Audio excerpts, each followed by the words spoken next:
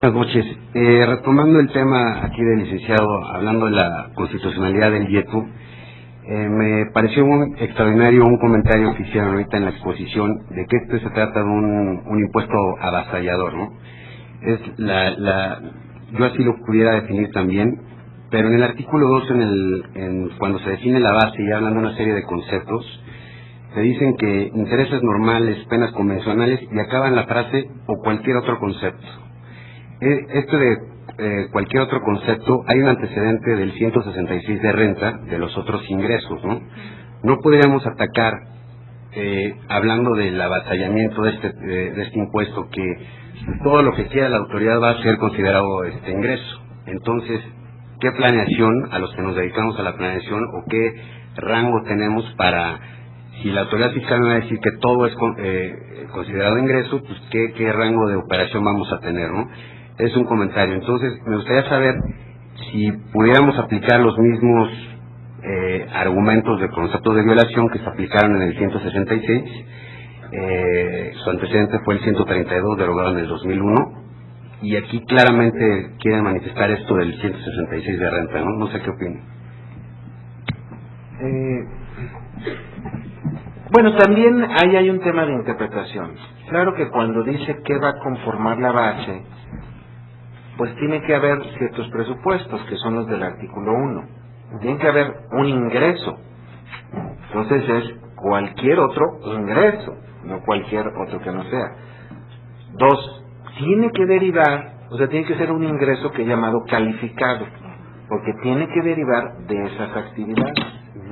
Y 3, está puesto dentro de la contraprestación por la realización del acto. Entonces, cualquier otra cosa que me den con valor monetario por haber realizado la enajenación, la prestación del servicio o el uso o goce temporal. Entonces, la interpretación pues acota mucho el contenido y la arbitrariedad, porque en aquella tesis decía que no podría estar definido el objeto en cualquier otro, ¿no? Que por cierto esas tesis ya no las comparte actualmente la Corte, son 2 precedentes y ya no tiene ese mismo criterio en algunos otros casos, lamentablemente, ¿no? Porque pues debería ir definiendo.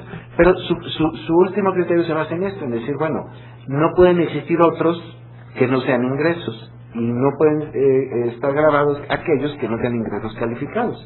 Entonces, no está causando una violación al principio de legalidad por el hecho de decir otros. Okay. Ahorita, complementando estas ideas, ya hay ejercicios de interpretación. Está bien, si me dices de otros, es en relación con el objeto grabado. Por esa consecuencia, no me extiendas a lo que no está dentro del objeto grabado. No, y en esa lógica se considera que no hay una imprecisión en la determinación de la base. Visto en el fenómeno interpretativo, no en el fenómeno constitucional de indefinición. Eso por un lado. Por otro lado, dentro de esta misma dinámica de interpretaciones, y hace poco lo mencionábamos, ya se habla de una multitud de planeaciones en relación con el IETU. Para el pago de regalías, que si se interfieren personas, para el pago de intereses, ya hay toda una estrategia. Por eso hace un momento les decía que de los 300,000 propuestos bajó a 65,000, y ahora se ponen dudas si van a ser los 15,000 que ya estaban garantizados con IPA. Entonces todavía falta ver esa realidad. Acordémonos de una cosa, vuelvo a mi experiencia, quizá anterior o posterior a la de ustedes. Yo me incorporé en 1980 al mercado profesional. Cada reforma fiscal trae 2 estribillos de rigor, que desde mi punto de vista han hecho mucho daño. Esta reforma fiscal, y hasta se falta leerlo con entonación ya porque es uniforme. Esta reforma fiscal trae por objeto ampliar la base de contribuyentes y combatir la evasión fiscal. Y aquí se dice de nueva cuenta, no hay ampliación de base de contribuyentes, somos exactamente los mismos, y no se combate la evasión fiscal. La evasión fiscal se combate con operación. Hay que darle herramientas a la autoridad para que opere adecuadamente. Hay que modernizar las leyes sustantivas para que no parezcan queso gruyere. Sí, pero que la evasión se combate con decretos del legislativo es equivalente a decir que la inflación se combate con decretos del ejecutivo. Entonces, esos dos estribillos no están funcionando y están haciendo mucho daño al sistema. Por eso, ahora sí, por primera vez, ya se había hecho un ejercicio en el pasado, por primera vez se está volteando a ver con detenimiento lo que fue la exposición de motivos y lo que es el dictamen de la comisión, para decir, oye, lo que tú estás diciendo ahí es inconsistente, o incluso en un lenguaje más agresivo es falaz, quizá. Nada más que en ese lenguaje de que es falaz, bueno, tenemos que ser cuidadosos, porque es un procedimiento. Y siendo así, si es, ¿qué tanta repercusión puede tener en términos constitucionales? El otro día escuchaba a un buen maestro de ciencia universitario, por mí muy reconocido, Augusto Fernández Agardi, diciendo que esa inconsistencia y esa falacia tiene necesariamente que trascender a una inconstitucionalidad estructural del impuesto. ¿Por qué? Porque es lo que justifica el impuesto. Entonces, falta construirle, no falta desarrollarle. Fue una primera aproximación de él, me gustó su aproximación, y se me hizo muy bien construida, y sobre todo él la desarrolla muy bien, por eso le reconozco la autoría. Ahora dice él, falta ver cómo se presenta. Se va a presentar vía de conceptos de violación en contra de los 19 artículos de la ley y los 21 transitorios más todas las disposiciones derivadas, o bien nada más eso es contra la exposición de motivos. La exposición de motivos como tal no es ley, entonces habría que combatir la ley, pero tomando como vicio de procedimiento legislativo algo, lo que es una incongruencia, una consistencia o incluso una falacia. Esto en relación también con lo que había señalado de los fines extrafiscales y todo eso, ¿no? Al respecto, yo nada más quisiera hacer un comentario un poco respecto al comentario que hizo Luis Manuel. Yo creo que aquí el legislativo, bueno, en este caso el ejecutivo, en su exposición de motivos, tiene que hacer un buen juicio de razonabilidad, ¿no? Como se conoce como principio de incluso ya el legislativo en su día de debates, en su discusión, que se manifieste ese buen juicio de razonabilidad para poderlo transportar en la legislación. Y que finalmente se tiene que ver, porque cuando se van a juicios de amparo, el legislativo tiene que no nada más haber fundado su acto, sino haber motivado razonadamente con buenos argumentos esa imposición de esa contribución. A mí me gusta ¿No? mucho tu enfoque, claro. La razonabilidad hace racional el impuesto. En la racionalidad, digamos que es donde está traducido en lenguaje constitucional la proporcionalidad o la justicia del impuesto. Yo creo que aquí caeríamos en la definición del profesor Sáenz de Bujanda, que definía a dos tipos de sistemas tributarios: el sistema tributario racional o el histórico. Y finalmente nosotros nos encontramos en la definición del sistema tributario histórico, ¿no? Que no responde precisamente a esos juicios de razonabilidad y que de alguna manera tienen que cumplir con estos, como decía Alejandro Calderón, en el sentido de que los principios constitucionales materiales tienen que ser el fundamento del sistema tributario como tal. No sé si quisieran hacer algún último comentario. Bueno, dos últimos comentarios para dar por terminada esta mesa de debate y agradecerles su tiempo.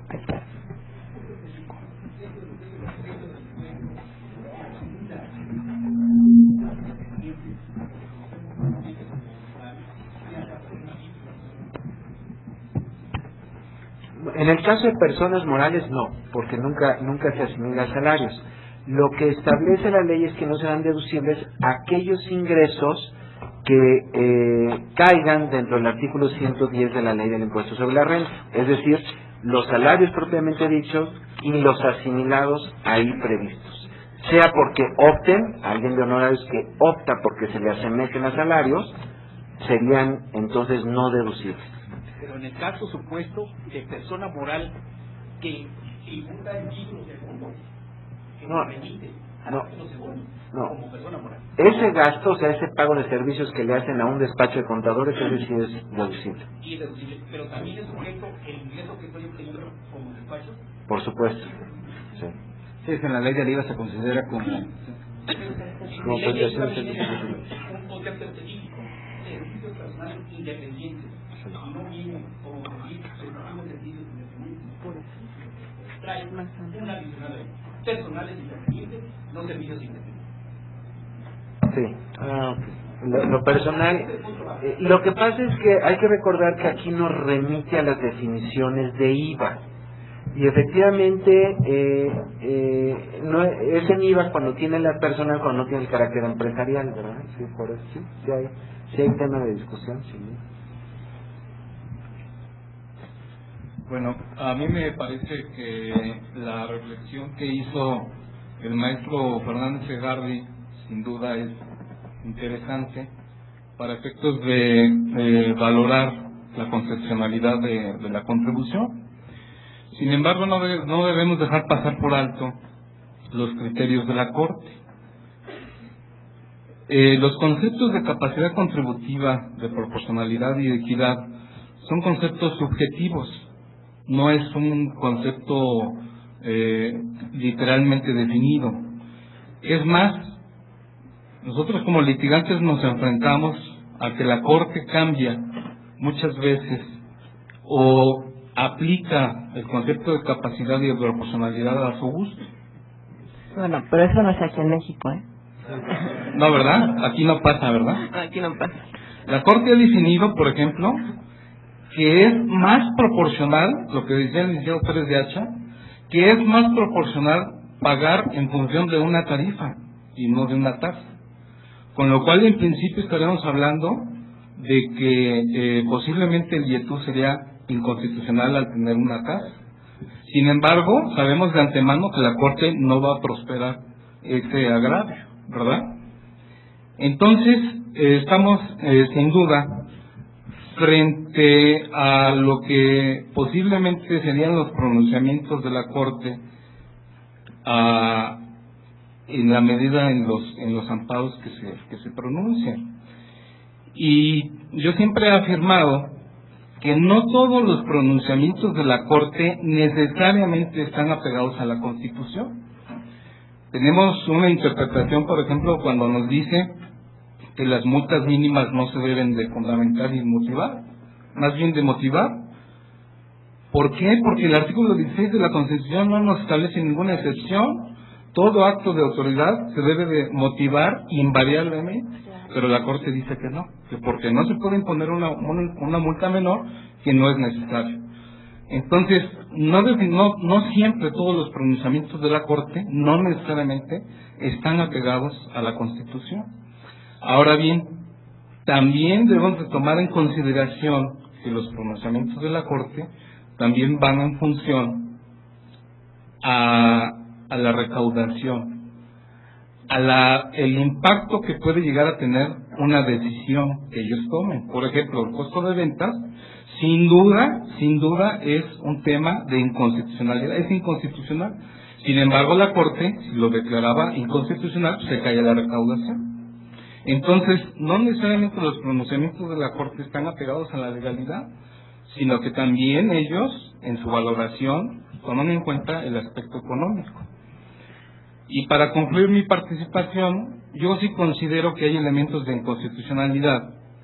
Por ejemplo, cuando la ley hace una distinción entre hacer reducibles las inversiones nuevas o las inversiones usadas que se hayan realizado de septiembre a diciembre.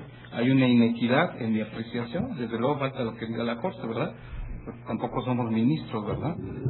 Pero, por ejemplo, hablando de que no nos permite aplicar las pérdidas fiscales, que ahora ya con el decreto nos establece un estímulo, bueno, pues evidentemente también hay una afectación a lo que es el derecho adquirido. ¿Por qué no me permites a mí amortizar?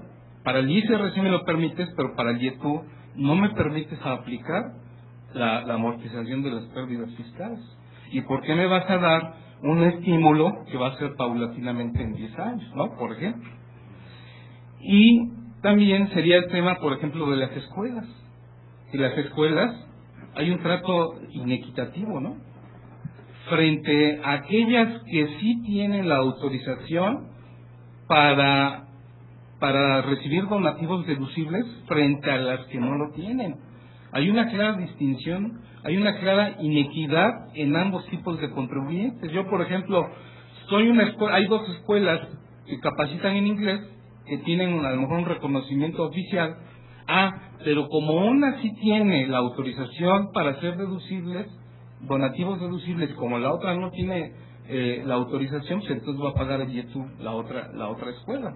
Me parece que sí hay aspectos de inconstitucionalidad, hablando pues en esos ejemplos, ¿no? Pudiéramos poner otros más específicos, porque también hay otro donde nos dice, por ejemplo, el artículo 1 del IETU, nos dice que la intención es gravar la enajenación, prestación, otorgamiento, etcétera, etcétera, que debe de haber una contraprestación, que puede ser en efectivo o puede ser de otra manera.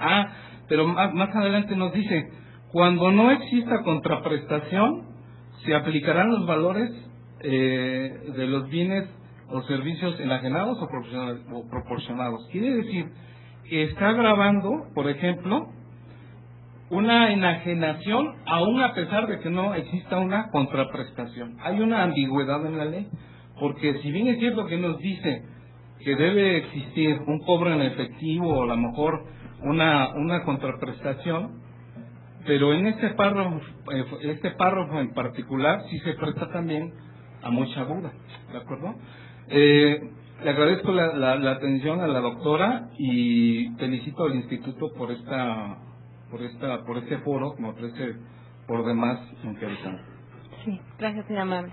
Un comentario en relación con el planteamiento que hacía el licenciado respecto a prestación de servicios personales independientes. ¿Hay alguna consideración adicional que se ha hecho en relación con esto? En general, con todo el contenido de la ley, y ya como inquietud de abogados, que los he escuchado ya en diversas ocasiones, se dice que la nomenclatura del título, es decir, el título de la ley circunscribe, y alguien comentó ahorita, circunscribe los sujetos y el objeto, solo actividades empresariales. Podrá haber algunas disposiciones de la ley que lo hagan inconsistente esta conclusión, podrá haberlas. Una de ellas es los fideicomisos no empresariales están grabados en el IETU, a diferencia de lo que sucede en renta. Es decir, ahí se pudiera desprender que no, que la finalidad es otra, pero se dice, bueno, es que el título de la ley no es una denominación gratuita ni fortuita, sino tiene un objeto, y por vía de consecuencia tendría que tener un efecto delimitador respecto de sujetos y objetos. Y todas aquellas actividades o ingresos que no corresponden a actividades empresariales no caen en el ámbito de aplicación de la ley. Problema de interpretación, ¿no? Pero al final de cuentas, digamos, es el tema. ¿Qué se está planteando con esto? Que hay un tema más que interpretar en relación con la ley.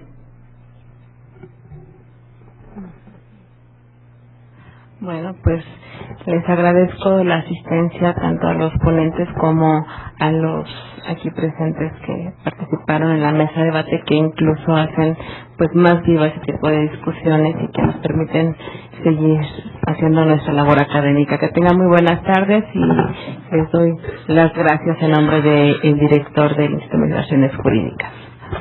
Gracias.